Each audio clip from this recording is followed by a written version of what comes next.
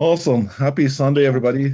Thanks for joining us today. We're very glad to have you with us. And this community has been working since almost COVID 2020. We've been helping people landing jobs through, questions and answers, supporting them with their resume, LinkedIn, interviewing, strategy, whatever question that you think is a bottleneck for you with your job search, you can go ahead and ask here, and we'll try to assist you as much as possible.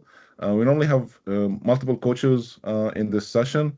So today, myself, Ahmed Zayed, I'm an IT professional. I used to work for Microsoft, Indeed, PwC, and Cisco. And with me as well here, Samer, if you want to give a quick introduction, he's an HR professional. And then I'll move it to Neil, and then we'll start the Q&A. Go ahead, Samer. Thank you very much, Mr. Ahmed, for hosting us today. My name is Samer. I'm human resources and employment consultant with 18 years of experience in human resources. I have a master's degree in human resources and training management from UK. I'm member of Human Resources Professional Association in Canada, also CIBD associate member in UK, and also in the Gulf, Qatar, Dubai, and GCC Middle East. I'm joining today to help you with whatever questions you might inquire. I'm familiar with 900 different questions of interviews, and I can hopefully help you and address your inquiries. Thank you. Thank you, Samer. Neil, go ahead. Hi, Neil Robertson. I used to work with Ahmed at Microsoft. I retired 2 years ago, where I was a technology strategist for them for 7 years. Prior to that, I'd worked for many big companies, IT companies like Oracle, IBM, SAP, VMware. I was a pre-sales technical consultant, so I supported the sales reps with all their technical requirements. Awesome. And I think Jonathan is going to be joining us soon. So once he joins, we'll ask him to do a quick intro. So today I wanted maybe to, again, definitely open the floor for Q&A. Any question you have, that is a bottleneck for your job search journey or challenges, or, what's really holding you back? That's the big question that I want you to think of, and, try to tell us what's holding you back, and then how can we help you today? I'll share my screen and share with you one of the top common, hidden challenges that most job seekers face during their journey. And I want you to think about those challenges a little bit and see which one is really holding you back from your end. Because again, those are from the people that I helped through the years, more than 700 people land jobs in the US and Canada. They had either some of those or maybe all of those, and depending on their stats. And again, job search is a journey. It takes time. It takes a lot of effort. There is so many bottlenecks that can affect your journey.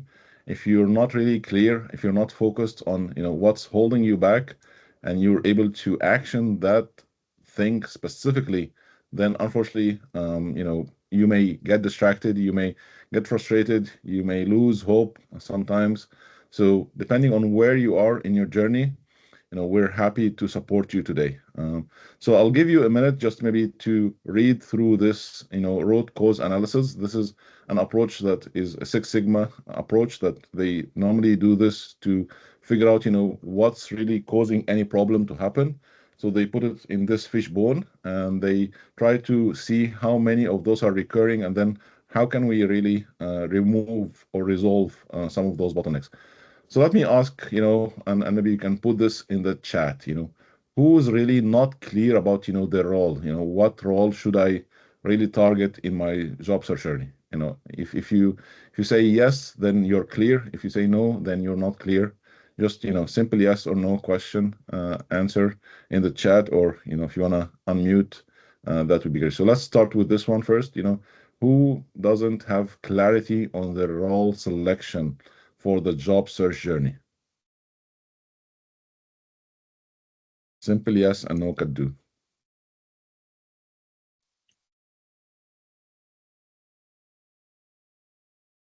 If you said yes, then you're clear. If you said no, then you're not clear. Okay, Shane, you're clear about your role. That's good.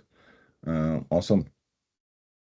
Any other folks here? Again, this is important for all of us to contribute and engage because we'll never learn unless we engage. And some of those questions could be really hard.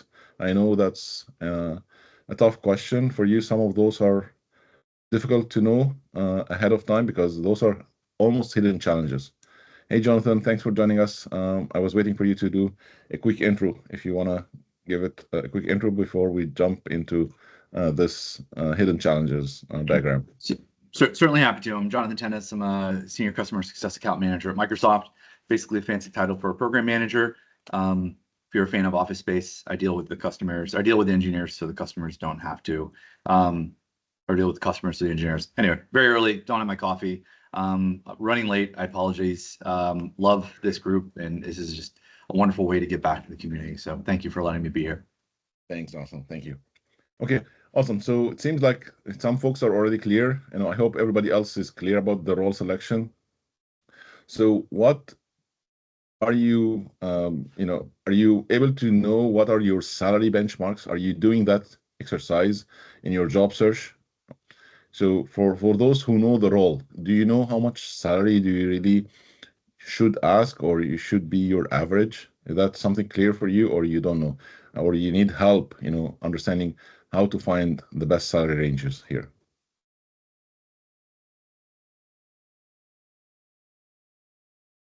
Okay, so Chain, you're doing amazing. Okay, Emmanuel, you don't know. Okay, awesome. Do you need help? Do you need us to spend a few minutes to tell you how to do that? Yeah. Yes, hello. Hello. Yes, I don't know because I came from France, and so I don't already have all the. I don't already know what about salary, how much I can ask. So it's not really clear. So currently, I work for Rogers as a project manager, but it's a 1-year contract. I'm not salary. It's not so it's a contract, a temporary contract, and so I at the beginning of the contract I don't choose how many. It was the first time, so I accept the salary, but now I want to. I'm looking for another job, and so for this church I want to to know exactly how much I can ask for the Awesome. church. Awesome. Good question. So I'll maybe, pass this to my colleague Samer here to tell you, from HR point of view, how do companies define the salary for a job? First, again, I want you to understand the whole process because this will give you an insight, how the market works. So Samer, if you want to maybe, give a few seconds or minutes, about, how companies um, decide which salary for a given role from an HR point of view, and then we'll move it to the technology. I'll maybe go through some websites to tell you, how can you find the salary range for your role. Go ahead, Simon, please. Thank you very much, Mr. Ahmed. So this is in fact affected by three main factors. The benchmark of the jobs internationally, and also the supply and demand for the certain positions within the same town. And the third one is affected by sometimes the regulations. So some positions is protected by the government with a minimum wage, or they increase certain amount per hour for certain positions to like directed by the government. The last thing is also affecting is the requirement of the job. So basically, most of the companies is trying to do something called grading and salary alignment, kind of candidate or employees within the company who have similar effort in achieving qualifications and experience should be paid similarly. So that's called alignment of job grading and salaries. That's also affected. However, the most important thing, as you mentioned, is the job seeker themselves. When they attend for the interview, they will be asked what's your salary expectations. And that is a very essential question that might get you the job or make you lose it if you demand for something higher than what they can afford to pay, or less than what they are preparing to pay. Thank you very much. Awesome. Thank you so much, Samer. Neil, Jonathan, do you have any other follow-ups before I share my screen again and show people how to find the salary range online? I just dropped my thoughts in the chat. Awesome. Thank you. Yeah, no, Samir's, they do a lot. Some companies will position their salary ranges within a specific area. So there'll be some that will go right to the top and others that will go close, depending what their competitors are about. And you can ask and try to pitch for a higher salary. You just got to make sure that you have the evidence to support a salary request. And whatever you do, if you ask for a crazy amount, you're not doing yourself any favors whatsoever. So it's really a good idea to, exactly what they said, to research it. Just be careful when you're comparing US salaries to Canadian salaries. We have a lot of other companies have a lot of other expenses that they have to make up for in Canada, like payroll taxes are higher, and they've got all these other aspects around benefits and things that are different. And that comes into play as to what the actual salary is. So you want to just sort of ask around. Anyways, just my biggest advice is be real careful about asking for too much, because that can sometimes cause you more grief. But yes, I mean, Samir's absolutely correct. Yeah, thank you so much, Neil and Samer, for the insights. So again, there is definitely some websites that can help you find the pay range online. Pay Scale is one of them, and levels.fyi. So for example, if you want to know, let's say if you're a software engineer, product manager, or product designer, whatever your role is, you can select that role, and you want to compare between RBC, that's a bank in Canada, Shopify, or Microsoft. The different levels. Again, every job has different levels, and you can really get to know what are the benefits, how much money they are going to give you stock wise, and a bonus and salary. Again, those are definitely a range. That does not mean that this is an absolute number that you will get, but this is something that you can benchmark on based on your search. Another thing that, because again I work for Indeed, I know that they have a tool that is very, very efficient, and so many people don't know how to get where I'll show you now. So please watch carefully and follow the steps. If you have an Indeed account, you go to employers here, and then in your page you just press on your name, and then you go to billing, for example, and then you go to analytics. You see, this is as if you're an employer. You go to analytics, and then you go to what is called Hiring Insights. Hiring Insights is an amazing tool that Indeed built to help job seekers in Canada and the US to learn about the competition, learn about the salary ranges, learn about whatever they are looking for their job hunt. And this again helps employers to benchmark the right salary ranges for the job. So I'll just give you an example, real example here, software development, and maybe I'll just put Canada for just the sake of search, and put Ontario, and then generate report.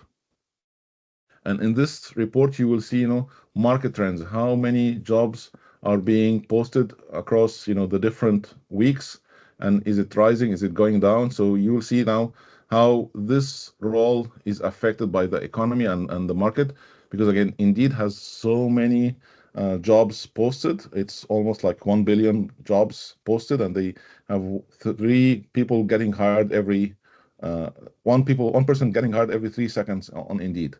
And here you can also see how much competition on Ontario for the software development. It's very high competition, 82% almost. The number of jobs on Ontario is 10,000 jobs. Again, you can do this for the US, you can do this for any location, and that would help you also with the average salary. So again, depending on where you are, Emmanuel, or everybody who's in this call, you can put that filter, and then you will get to know, that salary range for yourself. Again, LinkedIn has something similar, in their job search salary range. You can just go to salary, and then, sorry, when you go to jobs, you will see, salary ranges beside each job, and then you can get an average of that salary range. What else? Glassdoor, they also have salary ranges that you can know how much salary per hour or per year, depending on, if it's full time or if it's a contract. So definitely an exercise that, most people need to do this on their own to really know exactly where they are looking for, and how to get the best value out of their skills. Because again, you're trading your time with money through the employment contract. Any questions, anything, follow up on what I just shared here, and I can maybe go back to this screen. Again, this is for you guys to ask questions. We can chat forever, but we want to give you wisdom here based on what you need. So feel free to raise your hand, unmute, ask questions, and happy to help you. Emmanuel, was that helpful for you? Yeah. Yes, really, very helpful. Thank you. Awesome. Okay, cool. Okay, so since I'm not seeing any questions, I'll just keep going and maybe ask about, the other challenges.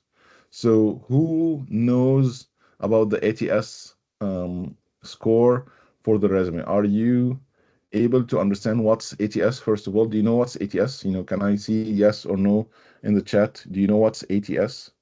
Applicant tracking software or applicant tracking system? Okay, no. Okay, so maybe we'll spend a few minutes about speaking about that. So, if you are applying for a job chain, and today, there is so many competition. One job can get like more than 1,000 people applying for. Do you think HR, have the time to read 1,000 resumes today? No. Okay, awesome. Good. No, So absolutely not. so what happened? They have a software that is matching keywords of the job description versus the resumes. And then they start to rank those resumes from 1 to 1,000 based on the key match. And then, based on that ranking, and I'll maybe let Samer, explain more, because he's the main person who do this maybe almost every day in his day-to-day job. So he's the best person to answer this. Samer, please give us your wisdom here, please. Thank you very much. As you mentioned, Mr. Ahmed, it become kind of a crazy task for the HR to sort all the received resumes, and HR can usually sort something around 40 to 50 to get a short list of 5. So facing numbers like thousands or 5,000s, even more, is kind of a crazy task. It's impossible for the HR. So it's been created this ATS system to compare the resumes, kind of read them and give them scores, and then HR will be looking at the top 50 scores. Scores is usually identified as per the programming of the ATS system. Every company probably is having a different ATS systems. In general, ATS system will look at different factors. First factor is the job duties and the job post itself, compare it with the resume, and then certain count of keywords. That's mainly, but definitely it's more complicated in the background. But if like a job seeker without any technology tools can monitor these things as matching between the job duties and the resumes, as well as some repetition of few keywords, that's important. And I call it as the keyword of the industry. And that is very well known for everyone in his industry. That probably will help a lot. And that's why we are focusing most of the time on resume, not CV. CV is everything that happened in our life, but resume is what focused for the job. So definitely tailor-made will definitely help the job seeker to stand out among others. Thank you. Awesome. Thank you so much, Samer. Great insights. Jonathan, Neil, do you want to add anything from your side? Nope. Samer summed it up nice. Okay, awesome. So again, if you guys are okay, Shane, you have your hand raised. Let me finish this and then give you the mic to share what you need. So again, if you guys are getting the automated email that sorry, you're applying for jobs and then sorry, you're not selected or whatever, that automated email that normally you get that's mostly coming from the ATS because you were not scored against those job search keywords skills in the job description, and that's accordingly is a problem for you. So if you're not understanding how ATS works, if you're putting logos, tables, or formatting that is not it not able to be read by the ATS. ATS sometimes is a very dumb software. It's very unique. It just reads text based. So if you're putting logos or hyperlinks or some tables or margins or different formatting, sometimes this affects reading your resume. And accordingly, when they cannot read it well, unfortunately you not score even if you have all the keywords there, and that unfortunately will affect your journey. Go ahead, Shane. Yeah, I was going to say, if I'm out there going to apply to a job, it sounds like catering every resume differently for every job application. Is that correct? I mean, doing the 100%. research, looking at the job requirements, and kind of making sure that your resume matches what the specific job requirements as listed. 100%. So If you almost don't, okay. yeah, if you don't do this for every job, unfortunately, you're just wasting time. And this is again, Okay. it's a quality game, not a quantity game. So if unless you do a good quality per job, yeah, I think he was fading at the beginning, but now I think he's good. So if you don't do a quality job at the beginning, sorry, at every resume or every application that you're applying for, then unfortunately, that will affect your journey. So, to be honest, I don't recommend using the easy apply button at all because this is just, a marketing button. I don't think it's working for most people. Submitting the same resume to all jobs, this is not going to work. You're just wasting your time and hurting your finger pushing the easy apply button. Okay, cool. Any follow-up questions on this specific hidden challenge? No? So just one thing about Microsoft's application system. Microsoft only allows one application or one resume in a in the system at a time. So while I agree absolutely with what Ahmed just said about the tailoring the resume piece, um, recognize that when you're if you spend an inordinate amount of time, and this is just for Microsoft, please, and you're focused on if you're a program manager and you're applying for engineer roles and you're applying for comms management roles and you're applying for all of these other and they're all outside, you're going to end up sort of hurting yourself. So when you focus your Microsoft search, if you're a software engineer focused on software engineer roles, you shouldn't have to tailor your resume too much each time if you're focusing on software engineering roles at this company. Because what happens if I was, and I don't have all of those talents, I'm barely, I'm a decent program manager, but definitely not a software engineer. So I wouldn't be applying. But say I had those skills and I had a program management resume and I had a software engineering resume. Well, I'd have to decide on blending those and mixing those together because if I'm going to be applying for those two different streams, because every time you apply, it's replacing that. If you apply with a new resume, it's going to replace that old resume. So that's the one thing I'll say about tailoring at Microsoft specifically, is that you could end up hurting yourself if you're spending, and I say hurting yourself because you're going to be spending time, because it takes cycles. And none of us have extra time to waste, right? So 20, 30, 40 minutes, an hour to tailor a resume that's just going to replace your previously tailored resume isn't wise at Microsoft. That's it. Thanks. Thanks, Jonathan. Great wisdom. Thank you so much. Okay, awesome. Any follow-ups? Any, again, questions, concerns? No? Okay. So the other thing here is about LinkedIn. And again, yeah, go ahead. I think there's some question. No.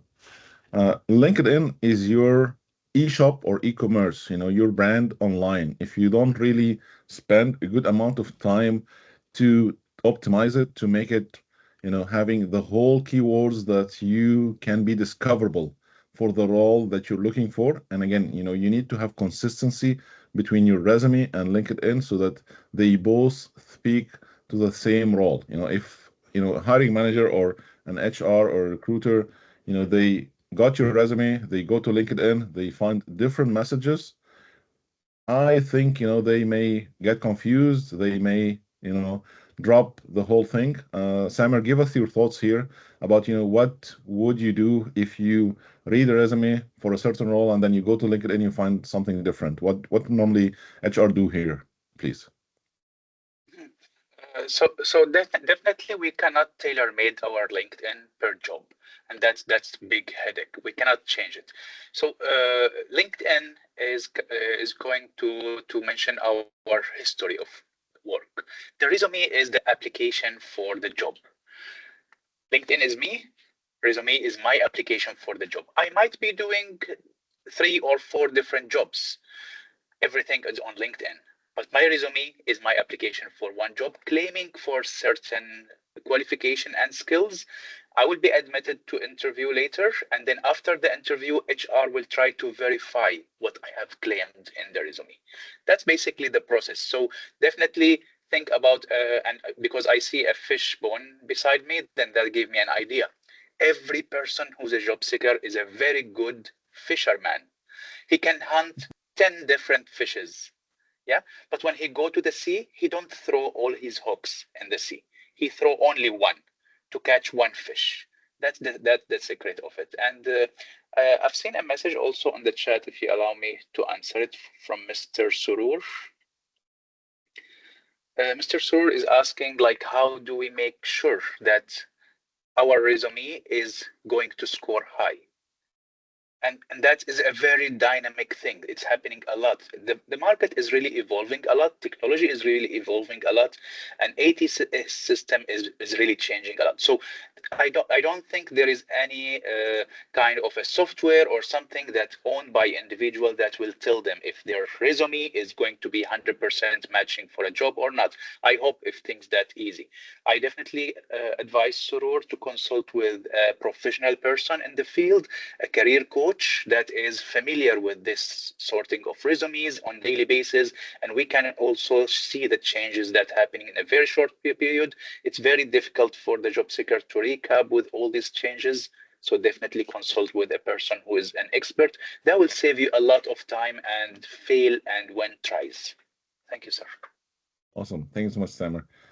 So if you have any follow-up on your question on the chat, please go ahead. Otherwise, we'll just keep going. No? Okay, thank you. Okay, so again, LinkedIn and resume, again, like what Samer mentioned, LinkedIn is a very high level tool that you don't need to put all your resume in LinkedIn. It doesn't need to be that deep. LinkedIn should just have the keywords that is related to the job that you're looking for, the role that you're looking for. That's need to be just optimized to that role so that you can be discovered by an HR or recruiter when they are really looking for someone in that area in this location. Again, putting your location is key as well. If you're, let's say you were working in Dubai and now you move to the US or Canada and you're still leaving your location in Dubai, you will be only discovered in Dubai. Unfortunately, nobody in the US or Canada will see you. So if you move to the US or Canada and you wanna, find a job here, then definitely you need to update your location and update your search to that location. Let me reshare the screen again and keep going on this. So I want to maybe spend a few minutes as well on the Shane. Oh, okay, go ahead. I think you have a question. Yeah, just a real quick question. Can you hear me okay? I just want to make sure I'm Yeah, okay now we now. can hear you. Okay, yeah. Do I have to be open to work to everyone? Because, I'm concerned, obviously. I have a job now and it's open to work towards recruiters, but like, is that okay that I'm not open to work on my open profile? Okay, that's a good question. And again, the consulting answer is it depends, and there is no real right or wrong here. Again, it's a preference, to be honest. It's your preference, what you're comfortable about, to share within your network. If your employer can find this as a bad indication, or maybe again, recruiters who are in your current employer, if they see this, that you're open to work, that might signal something internally. I don't know, depending on the culture of your employer, that could, make some problems for you. Then I suggest you don't put it. If they are okay, and they are open, and they have that culture, and they have growth mindset, then you can just leave it open. And again, it depends on what you're trying to get out of this. You wanna either find another job or not. And open to work is a good thing to do, just to tell the world that you're open for new challenges. But on the same time, some people, again, depending on their mentality, depending on their bias, their discrimination, they may feel like you're desperate. So it's unfortunately, there is no real right answer here. It all depends on your preference, on what you think you're comfortable about, and your industry, and your the job role that you're looking for. Go ahead, Jonathan, and then I'll let Neil share their version too. Yeah, so I feel pretty strongly about this, and because I specifically go out on LinkedIn and look for folks, because I not only help support this program, this mentorship on Sundays, I co-host one on Fridays with a couple of fellow Microsoft employees, and a number of other places where like I encourage people to go out and network and help with resumes, and just kind of coaching in general in this space, because it is a, and I love Coach Mo. I quote him all the time on this. Coach Mo always loves to say, the market is the market, right? So complaining about it being a tough market and not tough market, whatever it is the market. But I also recognize that it is a challenging market, and I want to be there to be able to help other people. So the open to work thing is just, and I love what Ahmed said, there could be blowback. If I, and I'll admit here, I feel safe in this space. I am listed as open to work for recruiters. Even though I am happy with my job at Microsoft, I'm looking for other work inside of Microsoft. But I also I don't want to live in a world where I'm just sitting there, not even paying attention to any of this stuff, and then all of a sudden, I'm laid off because of financial things, and then looking for work. I want to keep always.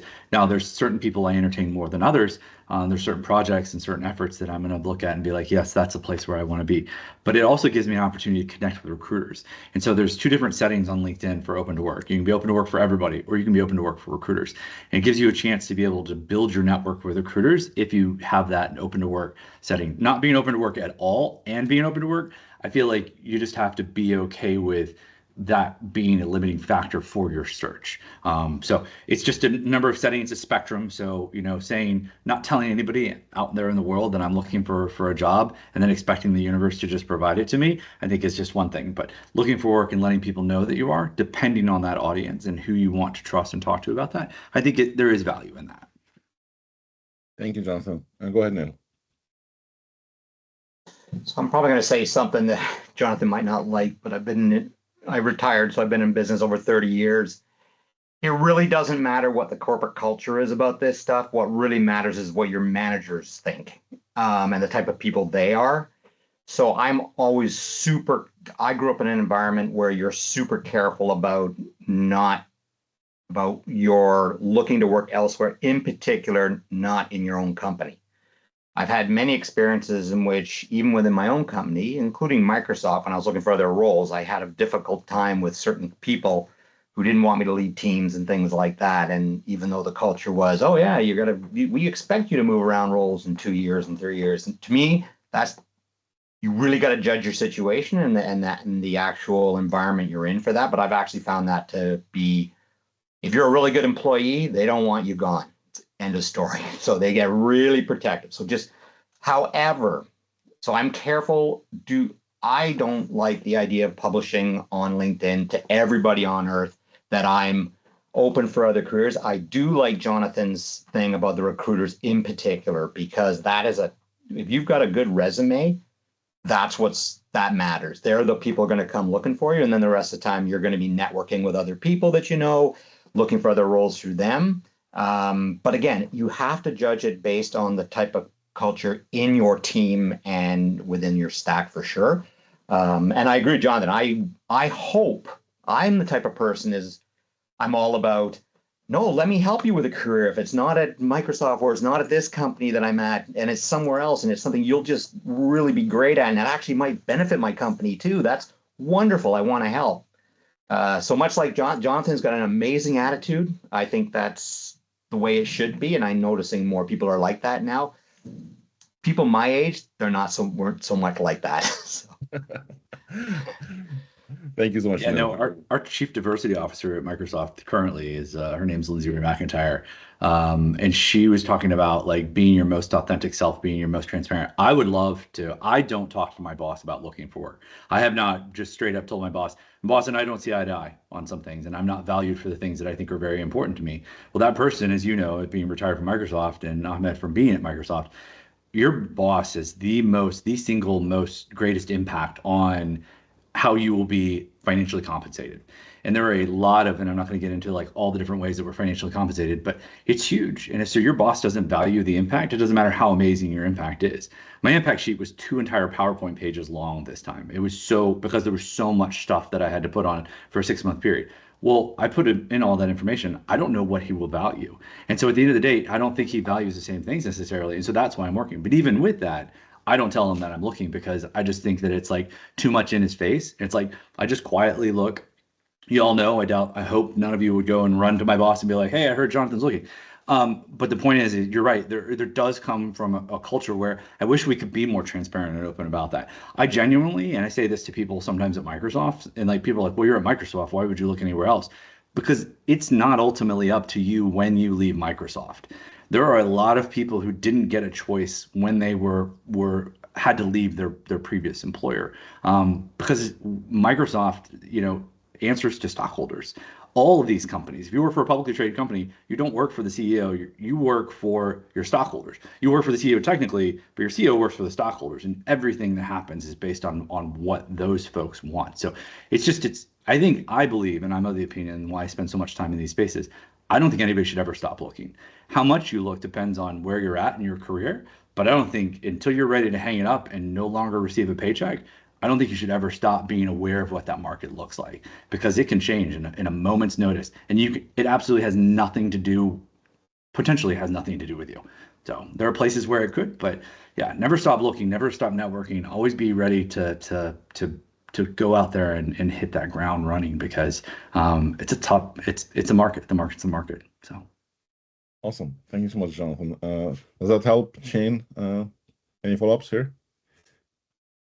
Absolutely, yeah. I'm open to work with recruiters. I just don't have it on my, main profile for the reason Neil mentioned. But yeah, it all makes total sense. there's plenty of people who also, when you're open to work, they put on there that they want to sell you some franchises. I get that. I get that pretty regularly. I'm like, I don't want to buy a franchise. I'm open to work for another job somewhere maybe, but yeah, it's interesting what comes with the open to work notification as well. Yeah. Do you Cool. mind if I Yeah, go participate a ahead, little Sam. bit? So I totally agree with all of you with everything you said, and totally agree also with Ahmed that it's very doubtable decision.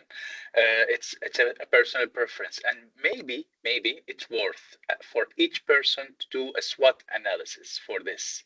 Just saying what is the strength of showing myself as looking for a job, what the threats, what the opportunities, because there's always a chance that recruiters will give you low salary if you are not working, that they will buy you cheap.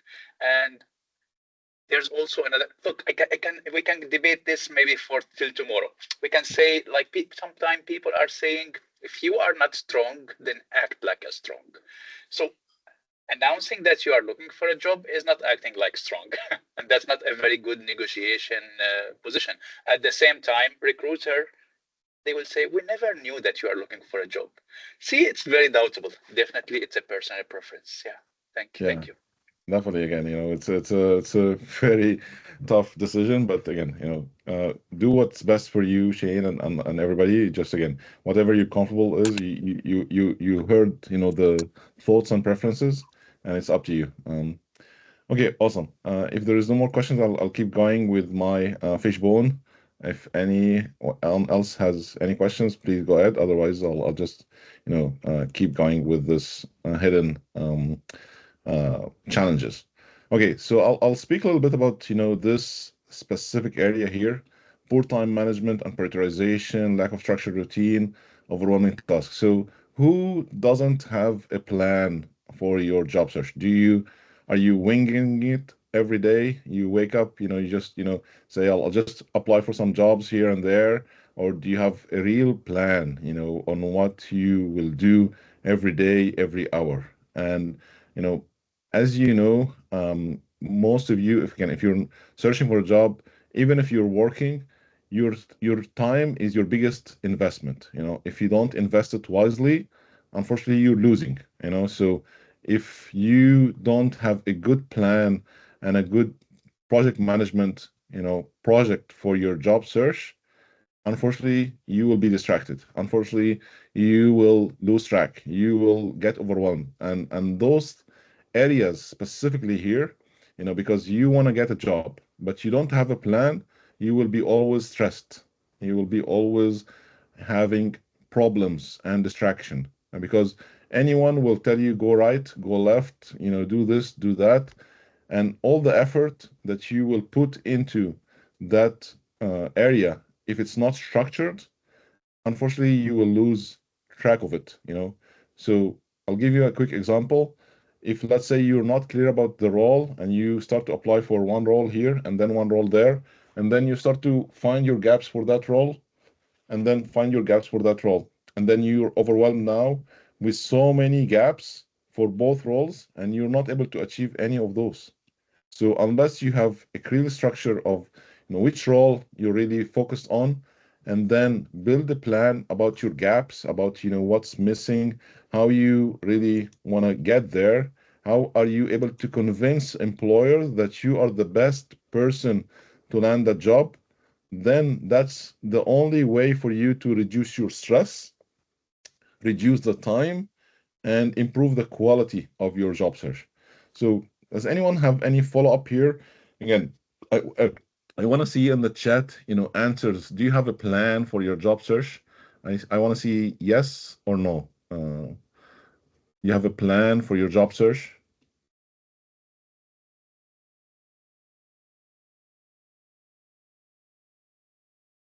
Unfortunately, no. Okay, that's normal, by the way. You're not alone. Yes. Okay. Shane, that's amazing, Shane. Lisa, you have a plan. Awesome. That's amazing. So are you following on that plan? I mean, do you really, have those milestones on when, you're able to see, are you going in the right track or not? Are you able to measure that plan or not?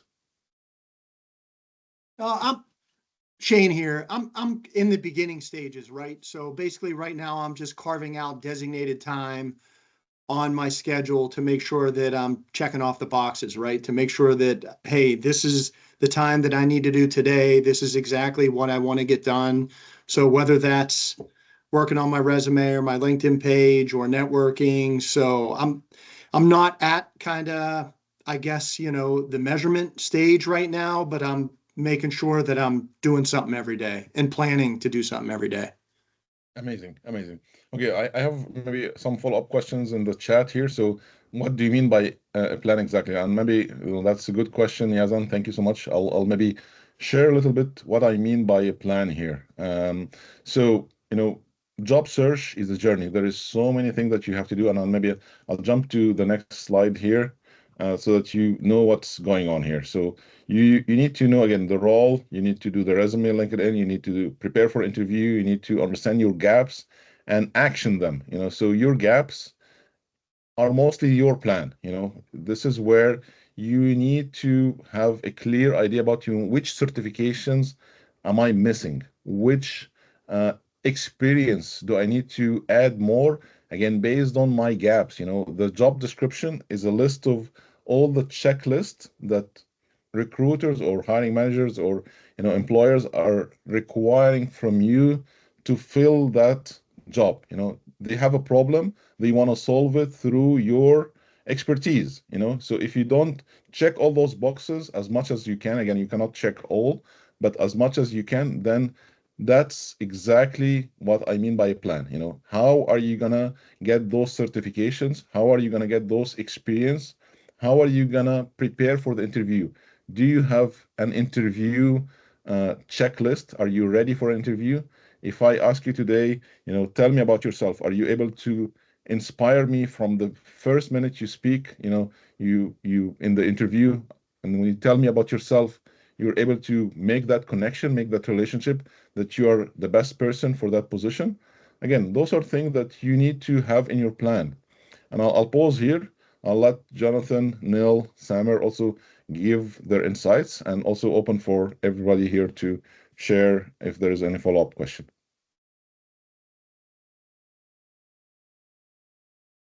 Jonathan, you have any follow-ups? Yeah, I mean, no plan that I've ever made has survived first contact, and so I'm a big fan of having a plan and then having a backup plan because hopefully nobody is punching you in the face in this process. But one of my favorite Mike Tyson quotes, everybody's got a plan till you get punched in the face, and it's true.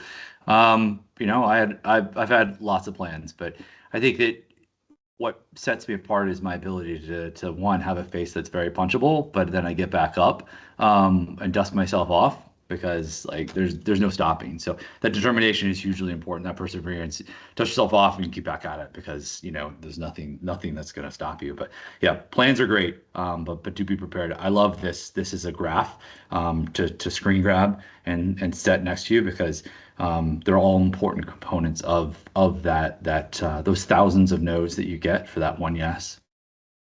100%. Neil, Samer. Yeah, I mean, I got to admit, I was never the best at doing any planning. I can generally think pretty quickly on my feet. But I did notice, so I do like the planning aspect of it. In particular, what I did start doing many years ago was planning around the interview questions in particular, but you have to be careful not to overdo them because you just come across as disingenuous when you do it. But you have to have some points that you want to make sure about your value that you want to make clear that doesn't come out of your resume or your LinkedIn profile. And a lot of it is just, I find in interviews, in particular, if they're the hiring managers, they're trying to look for somebody that matches them and their team in terms of personalities. And so just being, you got to be careful not to be robotic. You got to try to just be yourself. They're going to be making a lot of assessments. They've already made an assessment on your skill sets in the background, and unless you have to do tests or those notoriously difficult coding exams or whatever they call them, I've seen out there that I didn't have to do, luckily. But prepping your value and what it is about you that would make you a good person on the team and working well. And a lot of it is just asking them questions about the team as well, and the type of the makeup of the people in the team and getting to understand. Because remember, you're also interviewing them too, right?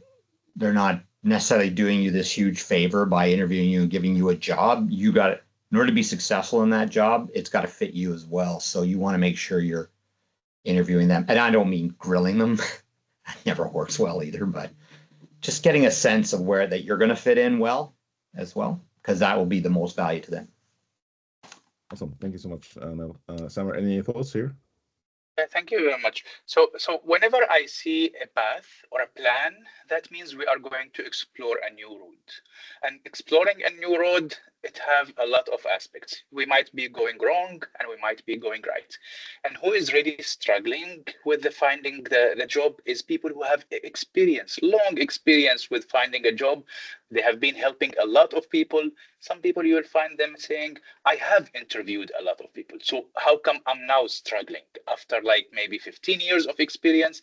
Now the market look like don't like me. I can help people to find job who can help me.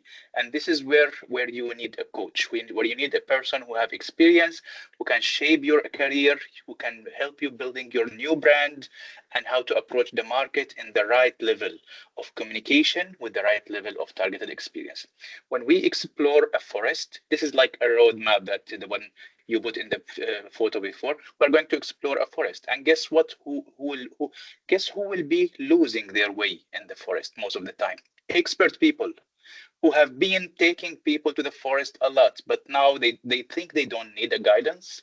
They go to the forest and they lose their way inside, and that's very risky and wasting of time. When don't try to be the HR person, because now you need this skill to find a job. Go to expert, ask him, let him save you some time, and then when you land a job, you don't need that experience anymore. Thank you so much, Samer. Thank great wisdom too. So again, coming back to how to measure the plan, this is an area that, some people don't really think about too much. So I'll give you just some pointers real quick, and this will help you without, asking anyone, like just measure yourself.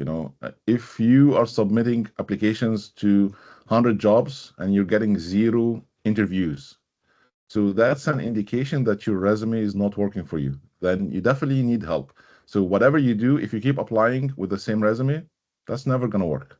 So you definitely need to know exactly how to write a professional resume. If you are not getting job through LinkedIn, nobody's reaching out to you through LinkedIn or Indeed or any website, that means you're not optimizing your profile well in those platforms. So that's again another indication that you need to adjust in your plan.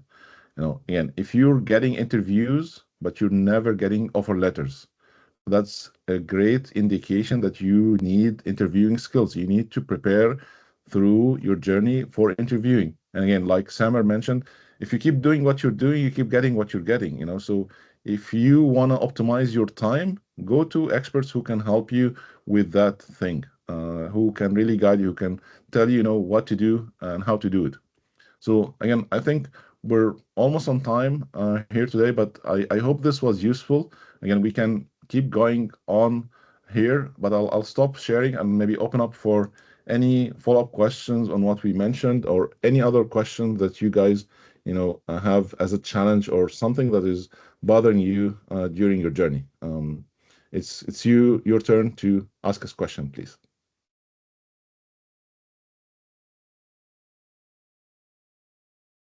It's Shane here. Is this an ongoing call every Sunday, or is this kind It's of every once in a while? It's every other Sunday, and we have also every other Wednesday. So if you want to follow Future Career, and I'll put, Future Career on LinkedIn on the chat, that you can, get the invites for the next one, and you can then, subscribe on LinkedIn and get those invites. Let me just put this in the chat here. We've been running this since almost COVID, and Jonathan is putting this as one of his posts too when he's doing the mentorship. There is also another call that is led by Jonathan and other colleagues from Microsoft. Thankfully, they are doing great job also. They are helping so many people. So if you, again, want to join this call or that call, it's up to you, depending on the time and what you want to ask.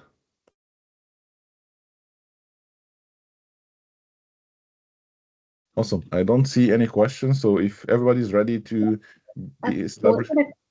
Yeah, I've posted a question. So I'm trying to switch my career to AML, and I don't know how to validate my career path, whether I'm taking the right career path or not. So Yeah. I'd like to Sorry if I missed that question, Arshana.